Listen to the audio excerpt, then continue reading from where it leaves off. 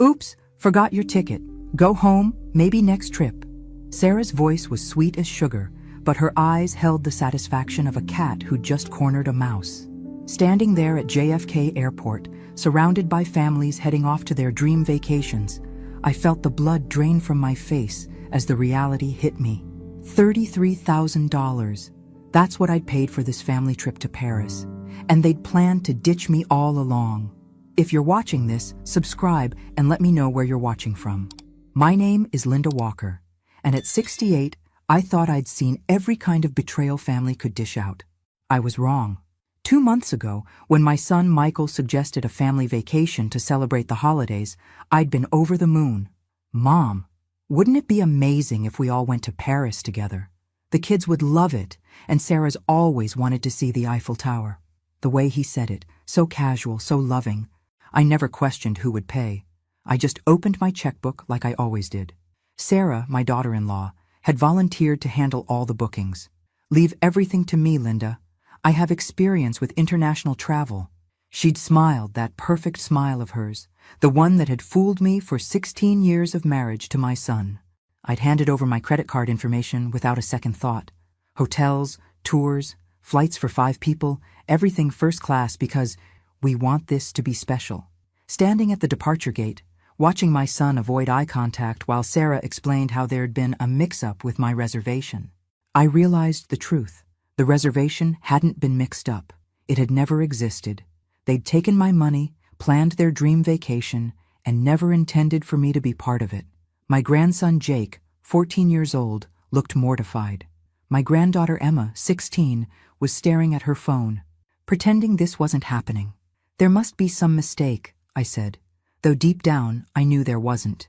Sarah shrugged, her designer carry-on slung over her shoulder. These things happen with international flights. You understand, right? We can't miss our connection. That's when I understood exactly what kind of game they'd been playing, and decided it was time to change the rules. 3 months earlier, I'd been sitting in my garden in Westchester, enjoying my morning coffee when Michael called. Mom, I have an idea that might sound crazy, but hear me out. He'd always been a charmer, my Michael. Even as a little boy, he could talk his way into extra cookies or a later bedtime. At 42, that charm had evolved into something more calculated, though I'd been too much of a loving mother to see it clearly. Sarah and I were talking, and we realized the kids are getting older. Emma's going to college in 2 years. Jake's growing up so fast. We want to create some family memories before they're too busy with their own lives. His voice had that wistful quality that always made me want to fix whatever was wrong. What would you think about all of us taking a trip together? Somewhere really special? I'd set down my coffee cup, already feeling the familiar warmth that came whenever my family included me in their plans. After Robert died 5 years ago, those invitations had become precious. What did you have in mind? Paris, he'd said, and I could hear the excitement in his voice. Christmas in Paris, can you imagine? We could see the Champs-Élysées all lit up, visit the Louvre, eat croissants for breakfast every day. Sarah found this amazing hotel near the Arc de Triomphe. The way he painted the picture, I could see all of us strolling along the Seine, laughing over dinner at a sidewalk cafe, watching Emma and Jake discover a new culture. It sounded perfect. Too perfect, my practical side whispered, but I shushed that voice. This was my family wanting to spend time with me. It sounds wonderful, sweetheart. When were you thinking? December 15th through the 23rd. I know it's expensive, especially for 5 people, but we've been saving up. That should have been my first clue. Michael worked in insurance sales, decent money, but nothing spectacular. Sarah had a part-time job at a boutique. The kind of Paris vacation he was describing would cost more than they made in several months. But when someone you love presents you with a dream, you don't analyze the budget. You just say yes and figure out how to make it happen. How much are we talking about? Around $30,000 for everything. Hotels, flights, tours, nice restaurants. I know it's a lot, but think about the memories we'd create. His voice took on that persuasive tone I recognized from his sales work. The kids would remember this trip for the rest of their lives. I didn't hesitate. Consider it my early Christmas gift to the family. That afternoon, I'd called Sarah to discuss the details. She'd been bubbling with enthusiasm, already having researched restaurants and museums. Oh, Linda, this is going to be incredible. I'll handle all the bookings since I'm better with computers, and we can coordinate everything perfectly. Looking back now, standing in that airport watching my family prepare to board without me, I wondered how I'd missed the calculation behind her eagerness. The first red flag should have been the secrecy. In the weeks following our initial conversation, whenever I tried to discuss the trip details, Sarah would deflect. "Don't worry about it, Linda. I have everything under control." When I offered to help with research or asked to see the hotel information, she'd smile and change the subject. "You just focus on packing and getting excited. This is supposed to be a surprise vacation for you too." At 68, I wasn't naive. I'd raised 4 children, survived 35 years of marriage, and buried my husband. I knew when something didn't feel right, but I also knew what it felt like to be excluded from family plans. And I desperately wanted to believe my son and daughter-in-law genuinely wanted me there. The second red flag came 2 weeks before departure. Sarah had called to ask about my passport, just making sure it's current for international travel. When I told her it was, she'd paused. "Could you send me a photo of it? For the airline reservations." I'd taken a picture and texted it immediately, proud of my technological competence with my smartphone. 3 days later, she'd called again. "Linda, there's been a slight change. The hotel we originally booked was overbooked, so I had to switch us to a different one. Still beautiful, still in a great location, just a different confirmation number." She'd rattled off some numbers that I'd dutifully written down, though something in her tone felt rehearsed. The third red flag was the biggest one, and I almost missed it entirely. Last Thursday, exactly 1 week before our departure, I'd driven to the mall to pick up some last-minute items for the trip. Coming out of Macy's, I'd spotted Sarah across the food court, deep in conversation with her sister Rebecca. Nothing unusual about that, except for what I'd overheard as I approached their table. "I still can't believe you're actually going through with this," Rebecca was saying. "It's cruel, even for you." Sarah had laughed, the sound sharp and bitter. "She'll get over it. Besides, someone needs to teach her that money doesn't buy you a place where you're not wanted." I'd frozen behind a pillar, shopping bags heavy in my hands as the words sank in. Rebecca had shaken her head. "But $30,000, Sarah. That's a lot of money to take from someone. Think of it as a lesson in boundaries," Sarah had replied. "She'll finally understand that throwing money at every situation doesn't make her indispensable." I'd backed away slowly, my heart pounding, and spent the rest of the week trying to convince myself I'd misunderstood. They couldn't be planning what it sounded like they were planning. Not my own family. But standing at that airport gate, watching Sarah's smug expression as she delivered her perfectly rehearsed lines about the forgotten ticket, I knew I'd heard exactly what I thought I'd heard. The old Linda would have burst into tears, begged them to find a solution, maybe even offered to pay for another ticket on the spot. But something had shifted during that week of knowing the truth.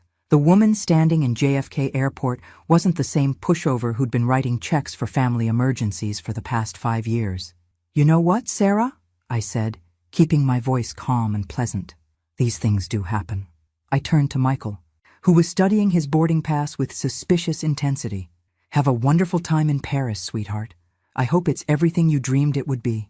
The taxi ride back to Westchester gave me exactly 47 minutes to plan my response. Not my reaction, my response. There's a difference between the two that most people my age have learned the hard way. A reaction is emotional, impulsive, something you regret later. A response is calculated, purposeful, and infinitely more satisfying. By the time we pulled into my driveway, I knew exactly what I was going to do. Inside my house, I made myself a cup of tea and sat down at my kitchen table with my laptop. If Sarah thought she was tech-savvy enough to outmaneuver a woman who'd been managing household finances since before she was born, she was about to learn otherwise. My late husband, Robert, had been an accountant, and 40 years of marriage had taught me the importance of keeping meticulous records. I opened my email and located every confirmation number, every booking reference, every receipt that Sarah had sent me over the past 3 months. Hotel reservations, flight confirmations, tour bookings, restaurant reservations, even tickets to a show at the Moulin Rouge. Everything booked in my name. Everything paid for with my credit card. Everything completely within my legal right to modify or cancel. The hotel reservation was first. The Hotel Plaza Athénée. 5 nights, 2 adjoining suites, $3,800 total. I called their reservation line, and after being transferred twice, reached a delightfully helpful woman named Marie. "Madame Walker, of course I can help you with your reservation. You wish to modify your booking?" Her English was accented but clear. "Actually, I need to cancel completely. There's been a family emergency." I kept my voice steady, professional. "I understand there may be cancellation fees. Let me check your booking." "Ah, I see you purchased our flexible rate. No cancellation fee if cancelled before 24 hours of check-in. Since your reservation begins tomorrow, you are well within the window. Shall I process this cancellation?" "Yes, please." "Très bien. Your cancellation is confirmed, and the full amount will be credited to your card within 3 to 5 business days. I hope your family emergency resolves well." If only she knew how well it was about to be resolved. Next were the flights. This took longer, involving multiple transfers and a 40-minute hold, but eventually I reached someone who could help. Business class tickets to Paris, Charles de Gaulle, $3,900 each for 5 passengers. Unlike the hotel, these had a cancellation fee, but even after penalties, I'd get back roughly $14,000. The tour bookings were easier. Private guide for the Louvre, Seine River cruise, day trip to Versailles, wine tasting in Burgundy. Easy. One by one, I canceled them all. Each confirmation email that arrived in my inbox felt like a small victory. The hardest call was to the restaurant where Michael had specifically wanted to eat Christmas dinner. Le Grand Vefour, where he'd planned to propose a toast to family traditions. The maitre d' was understanding when I explained there'd been a change in plans. By 7 o'clock that evening, I'd canceled everything. Every reservation, every booking, every carefully planned detail of their dream vacation. My credit card company confirmed that refunds were already being processed. Now came the best part. I opened a new document on my laptop and began typing. "Dear Michael and Sarah, I hope your flight to Paris was comfortable. By now, you've probably arrived at the Hotel Plaza Athénée, only to discover that your reservation has been cancelled." I paused in my typing, imagining their faces when they realized what had happened. Then I continued, "Since you clearly didn't want me on this family vacation, I assumed you also didn't want my money funding it. I've taken the liberty of canceling all the reservations I paid for. Hotels, flights home, tours, restaurant reservations, even your tickets to the Moulin Rouge. Consider it a lesson in consequences. You see, when you take $33,000 from someone while planning to humiliate them, you should probably make sure they can't undo your plans with a few phone calls. I may be 68, but I'm not the foolish old woman you clearly think I am. The hotel has confirmed your checkout for this morning. Your return flights have been cancelled, though you're welcome to purchase new ones at current rates. I checked, and last-minute flights home during peak holiday season run about $4,000 each. I hope you brought extra credit cards. Don't bother calling me begging for help. My phone will be turned off for the next week while I enjoy a lovely staycation in the comfort of my own home, spending the refunded money on myself for once. Perhaps next time you'll think twice before treating family like an ATM with feelings. Merry Christmas from snowy New York, Mom P.S. I've tucked this note into Sarah's makeup bag. By the time you find it, you'll have already discovered that your dream vacation has become a very expensive nightmare. I printed the note on my good stationery, folded it carefully, and smiled. Earlier that afternoon, while they were going through security, I'd slipped back to their departure gate and found Sarah's carry-on where she'd left it under Michael's chair. It had taken exactly 30 seconds to unzip her makeup bag and tuck the note inside. The beauty of my plan wasn't just the cancellations. It was the timing. They'd discover the hotel problem first, probably attributing it to some computer error. They'd waste hours at the front desk, making phone calls, trying to sort out what they'd assume was a mistake. Only when Sarah opened her makeup bag later that evening would they understand this wasn't an accident. I poured myself a glass of wine and called my best friend Beth. We'd known each other since our children were in elementary school together, and she was the only person who'd seen through Sarah's sweet act from the beginning. "Linda, how was your flight? Are you calling from Paris?" "I'm calling from my kitchen in Westchester," I said, unable to keep the satisfaction out of my voice. "What happened? Don't tell me they canceled the trip." "Oh, the trip wasn't canceled. I just wasn't invited to participate in it. Apparently, being the financier didn't guarantee me a seat on the plane." The silence on Beth's end lasted exactly 3 seconds before she exploded. They did not leave you at the airport. Please tell me you're joking. They left me at the airport. But don't worry, I made sure their vacation will be memorable for all the wrong reasons. I told her everything. The overheard conversation, the airport humiliation, and my afternoon of systematic reservation cancellations. By the time I finished, Beth was laughing so hard she was crying. Linda Walker, you magnificent woman. I've been waiting 16 years for you to stand up to that manipulative little witch. I should have done it sooner. The important thing is you did it now. How do you feel? I considered the question seriously. How did I feel? Free, I said finally. For the first time in years, I feel completely free. That night, I slept better than I had in months. The first text arrived at 2:47 a.m. my time, which meant it was 8:47 a.m. in Paris. I knew this because I'd been lying awake, unable to sleep despite my earlier exhaustion, checking my phone every few minutes. When it finally buzzed, I felt a jolt of satisfaction that was better than caffeine. Mom called me immediately. There's been some kind of mistake with the hotel.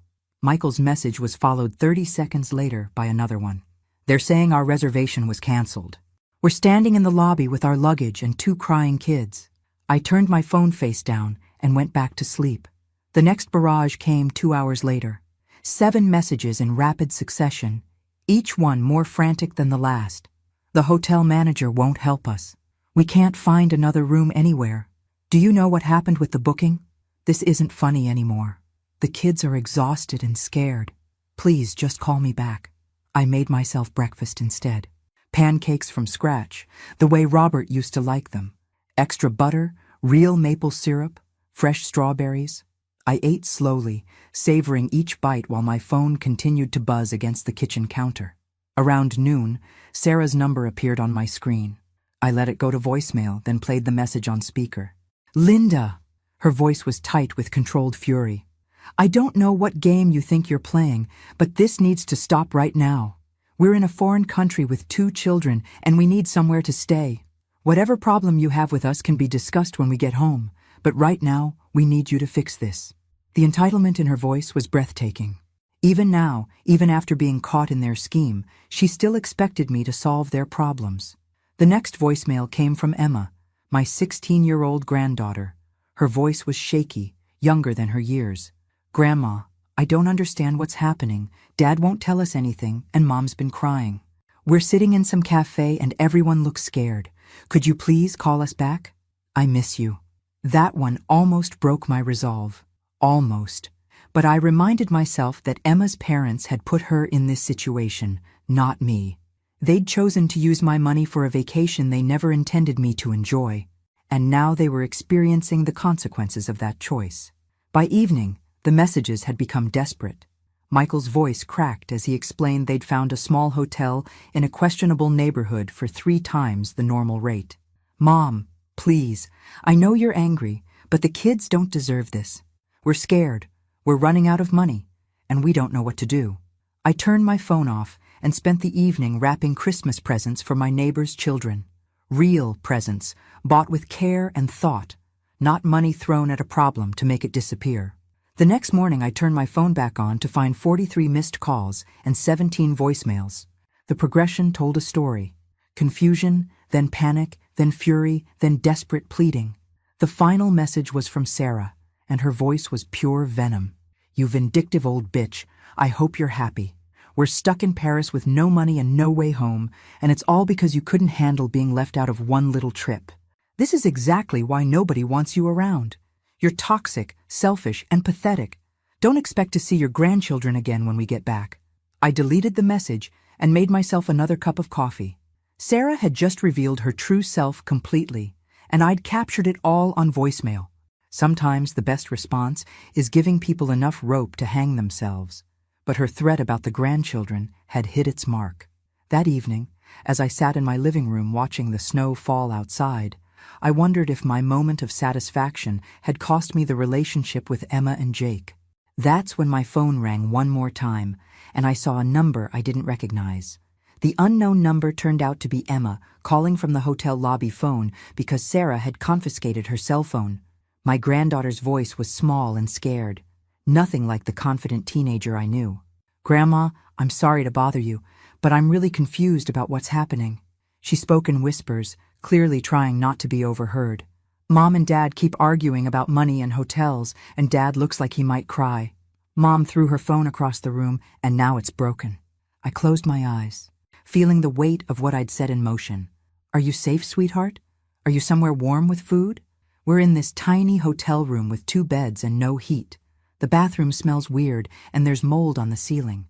Mom bought bread and cheese from a corner store because she said we can't afford restaurants anymore." Emma's voice cracked. "Jake asked if we did something wrong, and Dad just stared at the wall.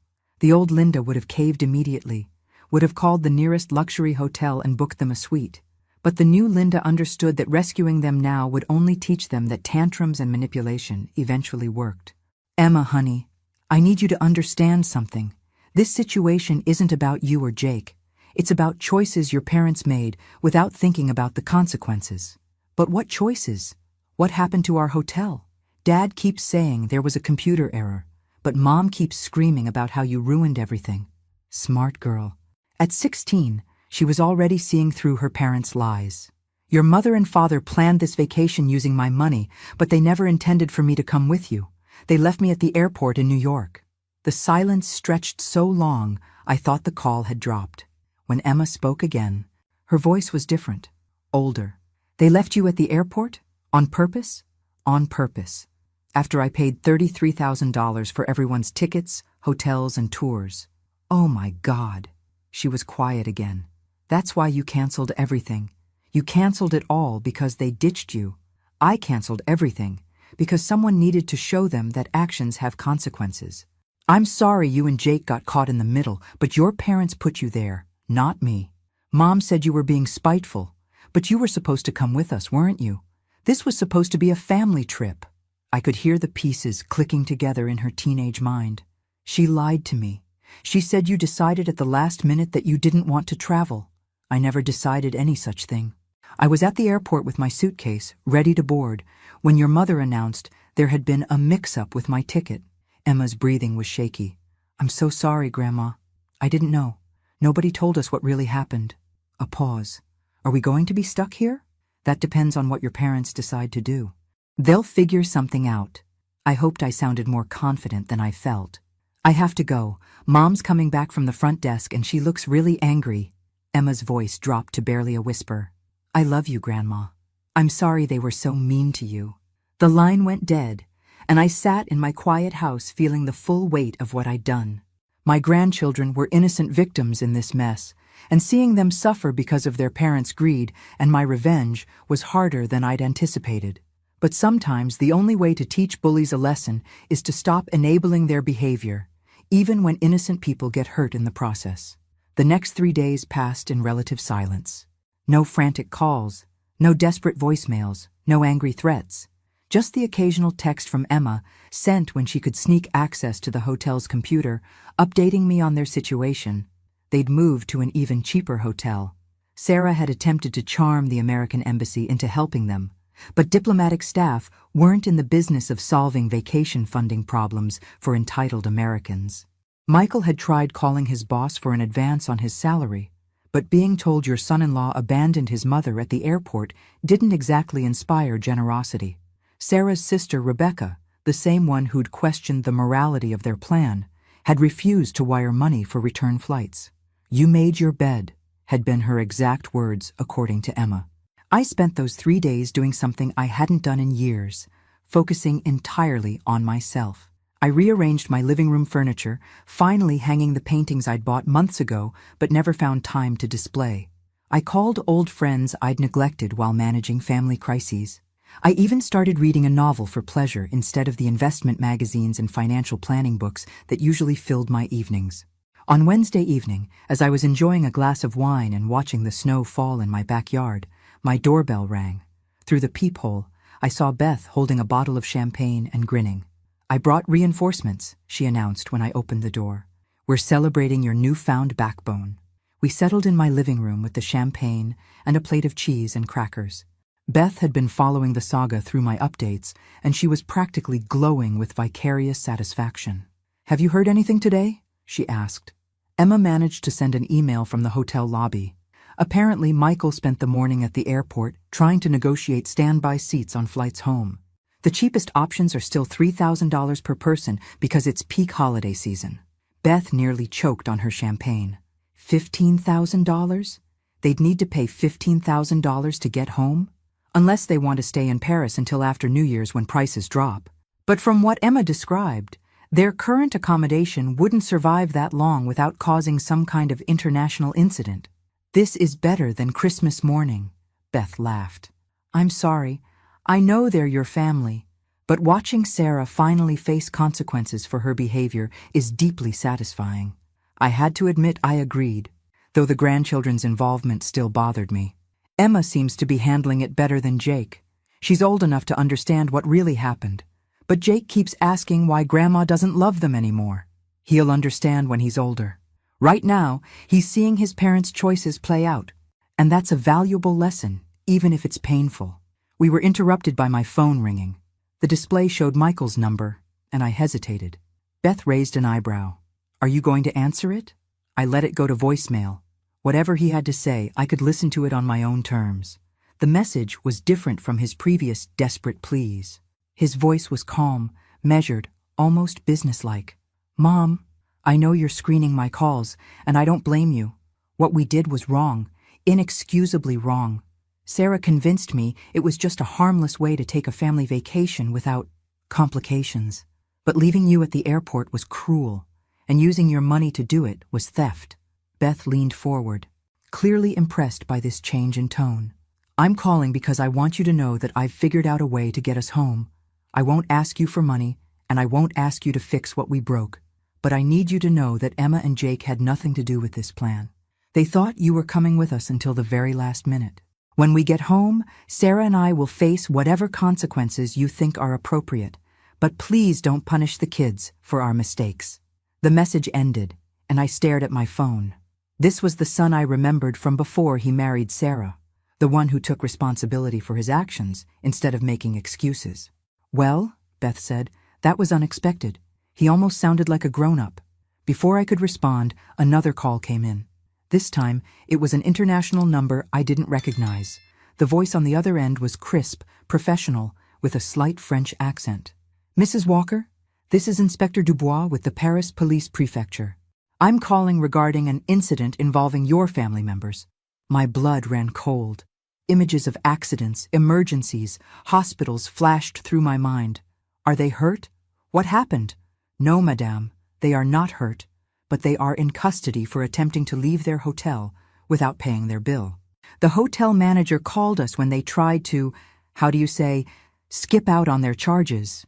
I sank into my chair, Beth watching with growing alarm. They were arrested? Detained for questioning. The hotel bill is approximately €2,000. Your son claims there has been a misunderstanding with their travel arrangements, but the hotel requires payment before they can be released. €2,000, roughly $2,400, 3 days in a budget hotel, plus meals charged to their room, plus whatever other expenses they'd accumulated. Sarah's plan to live cheaply until they figured out a way home had clearly backfired.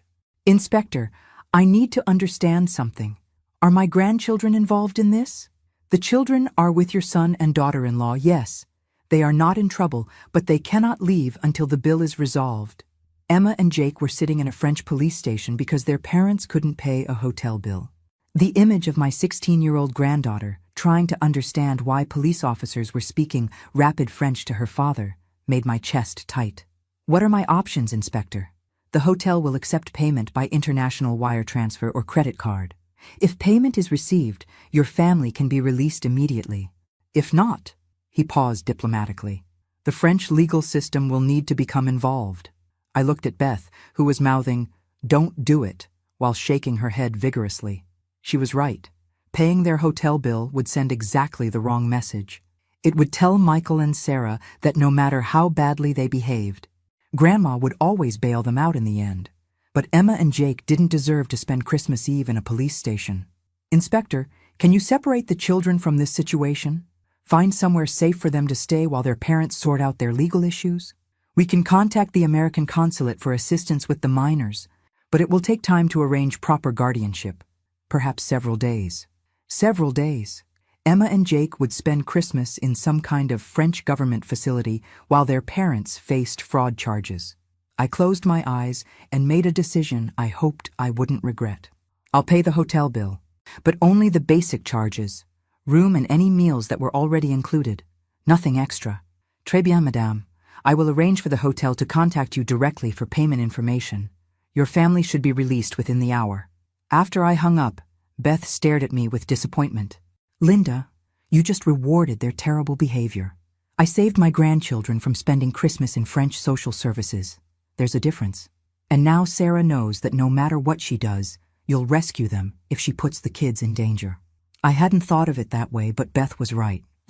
By paying the hotel bill, I'd essentially handed Sarah a blueprint for future manipulation. Threaten the grandchildren's well-being, and Grandma would cave. That realization made me angrier than everything else combined. 30 minutes later, my phone rang again. Michael's voice was subdued. Grateful, but also wary. Mom, thank you. I know we don't deserve your help after what we did. You don't. I paid that bill for Emma and Jake, not for you and Sarah. I understand, and I want you to know that we found a way home. My boss agreed to advance me enough money for economy flights tomorrow. We'll be back in New York by Christmas Eve. Good. I paused, choosing my words carefully. Michael, when you get home, you and I need to have a very serious conversation about boundaries and about the difference between family support and financial exploitation. I know, you're right, about everything. Sarah threatens to keep the grandchildren away from me. That threat ends now. If she tries to use Emma and Jake as weapons against me, she'll discover exactly how serious I can be about protecting what matters to me. The silence on his end told me he understood, but I had a feeling the real confrontation was still to come. They returned to New York on Christmas Eve, and I spent Christmas Day alone by choice. I'd received tentative invitations from neighbors and friends, but I wanted the quiet to think about what came next. The woman who'd written those checks for years without question was gone. The woman who'd canceled a $33,000 vacation in an afternoon was still figuring out who she wanted to be. The day after Christmas, Emma called. She was at home, and from the sound of her voice, she'd been crying. Grandma, can I come see you? Just me, not my parents. Of course, sweetheart. Do you need me to pick you up?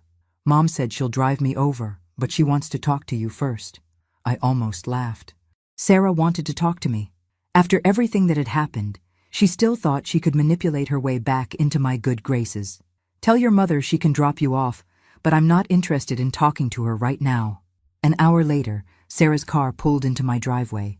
I watched from my window as Emma got out. Then Sarah rolled down her window and called out, Linda, we need to talk! I opened my front door and stepped onto the porch. We have nothing to discuss, Sarah. You nearly destroyed our family, she shouted across my front yard. Do you have any idea what you put us through? The audacity was breathtaking. I put you through? You stole my money and left me at the airport. We weren't stealing anything.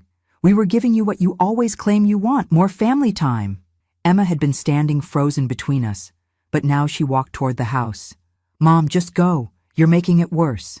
Emma, get back in this car right now. We're not done talking about this. I stepped forward. Emma is 16 years old, and she's welcome to visit her grandmother anytime she wants. Drive away, Sarah. You can't turn my children against me. I haven't turned anyone against you. You've done that yourself. I put my arm around Emma's shoulders. Emma, go inside and make yourself some hot chocolate. Your mother was just leaving. Sarah sat in her car for a full minute, engine running, glaring at us. Finally, she drove off with a screech of tires that I'm sure my neighbors appreciated. Inside, Emma collapsed on my sofa and started crying in earnest. Grandma, they've been fighting nonstop since we got home. Dad keeps apologizing to Mom for letting you embarrass the family, and Mom keeps screaming about how she's never been so humiliated in her life. I handed her a box of tissues. I'm sorry you're caught in the middle of this. I'm not caught in the middle. I know exactly what happened. Emma looked up at me with her father's eyes, but with a steadiness that reminded me of myself. Mom showed me the bank statements yesterday. She wanted to prove to me how generous you've been over the years, thinking it would make me feel guilty about what you did in Paris. What did the statements show? Everything. Grandma, every check you've written to them for the past 5 years. Their mortgage payments, car payments, the kids' school fees, Christmas gifts, vacation money, even groceries sometimes. Emma's voice was getting stronger. $47,000 last year alone, and that doesn't count the Paris trip. I sat down heavily. I'd known I was being generous, but seeing the total spelled out in black and white was startling even to me. Mom thought showing me those numbers would prove that you owe us, that we deserve your money because we're family. But all it proved to me was that you've been taking care of us for years while getting nothing back but demands for more money. Emma wiped her eyes and looked at me directly. I want you to know that Jake and I never asked for any of it. We didn't know about the mortgage payments or the car loans or any of it. We thought Dad just had a really good job. I know, sweetheart. Mom's already planning the next thing. She was on the phone with Dad's boss yesterday, trying to get him a raise so they can maintain their lifestyle without depending on Linda's guilt money. That's exactly what she called it. Guilt money. Something cold settled in my stomach. Sarah wasn't learning from this experience. She was adapting to it, looking for new ways to manipulate the situation to her advantage. Emma, I need to ask you something important. Do you feel safe at home? Are your parents taking their anger about me out on you or Jake? She hesitated. They're not hitting us or anything, but the fighting is constant, and they keep asking us to take sides. Mom wants us to be angry at you for ruining our vacation, and Dad keeps asking if we think he's a bad father for what happened. That's when I made the decision that would change everything. The next morning, I called my attorney, James Morrison, and made an appointment for that afternoon. I'd been thinking about Emma's words all night, about the $47,000 I'd given them just last year, about Sarah's comment about guilt money, and about the pattern of behavior that wasn't going to stop just because they'd been embarrassed in Paris.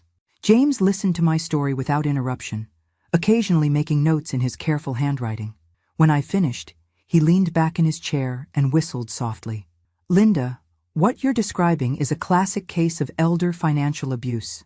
The fact that it's coming from family members doesn't make it less serious. I want to make some changes to my will, I said, and I want to establish some boundaries that have legal backing. What did you have in mind? I want to set up education trusts for Emma and Jake, college, graduate school, whatever they need. But I want the money protected so their parents can't access it for their own expenses. James nodded approvingly. That's wise. What about your other assets? I'm removing Michael and Sarah as beneficiaries. The house, my investments, everything except the children's education funds will go to charity. Are you sure about that? That's a significant change. I thought about the past 5 years, about writing check after check while getting nothing but demands for more. About being left at the airport after paying for their dream vacation. About Sarah's plan to teach me that money doesn't buy you a place where you're not wanted. I'm absolutely sure. But I want them to know about the change immediately. No surprises after I'm gone. James arranged for the new will to be drawn up and witnessed that same week. On New Year's Eve, I invited Michael and Sarah to my house for what I told them was an important family discussion. Emma and Jake were at a friend's party, which was exactly what I'd wanted. They arrived together but sat on opposite ends of my sofa, the tension between them obvious. Sarah looked like she hadn't slept in days, and Michael kept checking his phone as if expecting an urgent call that would rescue him from this conversation. I asked you here because we need to discuss the future of our relationship, I began. What happened in Paris clarified some things for me. Sarah opened her mouth to speak, but I held up my hand. For the past 5 years, I've given you over $200,000. Mortgage payments, car loans, vacation money, emergency funds, school fees, Christmas gifts. I've written checks without question because I believed I was helping family. Michael's face went pale. Mom, we never asked you to add it all up like that. No, you just kept asking for more. But what happened at the airport showed me the truth. You don't see me as family. You see me as a resource to be managed. Sarah made that very clear when she said my money doesn't buy me a place where I'm not wanted. Sarah finally found her voice. You're twisting everything. We just wanted some space to enjoy our vacation without having to worry about accommodating your needs. My needs? I laughed. Sarah, I'm 68 years old, not 98. I don't need assistance walking or eating or using the bathroom. The only accommodation you would have needed to make was treating me with basic respect and including me in the family vacation I paid for. I reached for the envelope James had prepared. Since you've made it clear that my financial support doesn't earn me a place in this family, I'm withdrawing that support permanently. I handed Michael the letter. This is notice that there will be no more mortgage payments, no more car loans, no more emergency funds. You're both adults with jobs. You can support yourselves. Michael scanned the letter, his eyes widening. Mom, you can't just cut us off entirely. I'm not cutting you off. I'm treating you like the independent adults you claim to be. Sarah snatched the letter from Michael's hands. As she read, her face went through several emotions. Confusion, disbelief, and finally, fury. You changed your will, she said flatly. You're leaving everything to charity. Emma and Jake will have their education fully funded through trust accounts you can't touch. Beyond that, my assets will go to organizations that actually value what I have to contribute. The room erupted. Sarah started screaming about ingratitude and manipulation. Michael tried to mediate while simultaneously pleading for me to reconsider, but I sat calmly in my chair, watching them realize that their ATM had permanently closed. Finally, Sarah played her last card. Fine. If that's how you want it, you'll never see Emma and Jake again. We're done with your games. I smiled. Sarah, Emma is 16 and Jake is 14. In less than 2 years, Emma will be 18 and can make her own decisions about seeing me. Jake will follow soon after. Are you really willing to spend the next few years being the mother who kept them from their grandmother over money? The fight went out of her then. She knew as well as I did that turning the children against me would only turn them against her. 6 months later, I'm sitting in my garden, enjoying my morning coffee and reading a letter from Emma. She's starting college in the fall, her tuition fully paid by the trust I established. Jake calls me every week to tell me about his soccer games and his latest art projects. Michael and I have a polite but distant relationship, built on mutual respect rather than financial dependency. Sarah and I don't speak at all, which suits us both perfectly. I learned something important at 68 years old. The people who truly love you will find a way to show it without requiring payment. Everyone else is just presenting you with bills, and I'm done paying for love that was never real in the first place. Thanks for listening. Don't forget to subscribe and feel free to share your story in the comments. Your voice matters.